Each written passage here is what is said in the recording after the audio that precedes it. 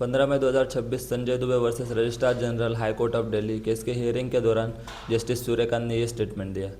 Youngsters like cockroaches, they don't get any employment, they don't have any place in profession. Some of them become media, some of them become social media, some of them become RTI activists, some of them become another activists, and they start attacking everyone. And you people file contempt petition because High Court is not taking up the matter of as if there are already parasites in society who attack you people, you attack the system, and you want to join hands with them.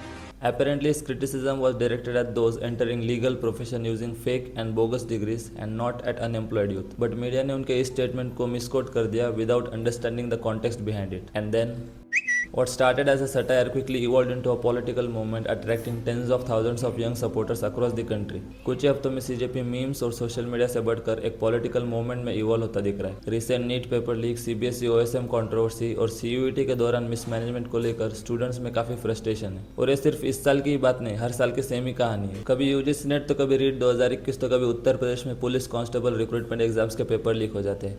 पिछले 7 सालों में 70 से ज़्यादा paper leaks की घटनाएं सामने आई है और इन सब की कीमत उन लाखों स्टूडेंट्स ने चुकाई जो इन एग्जाम्स के लिए कई महीनों सालों से प्रिपेयर कर रहे थे। इन सब के बावजूद भी सरकार रिस्पॉन्सिबिलिटी लेने के बजाय, सिस्टम को सुधारने के बजाय जो लोग इन सब के खिलाफ आवाज़ उठाते हैं उन्हें चुप कराने में लग जाते हैं। कभी नेशनल सिक्योरिटी का बहाना देकर सीजेपी के एक हैंडल को इंडिया में विदहेल्ड कर दिया जाता है तो कभी उनके इंस्टाग्राम पेज को हैक कर लिया जाता है। आईटी सेल मिस इन्फॉर्मेशन फैलाता है कि सीजेपी की 49% ऑडियंस पाकिस्तान से आते हैं। Abhijeet Dipke, the founder of CJP, on Monday announce that he will return to India to launch a peaceful protest in Delhi demanding the resignation of education minister, जिसके बाद 6 जून को हमने देश का पहला जेनजी प्रोटेस्ट विटनेस किया।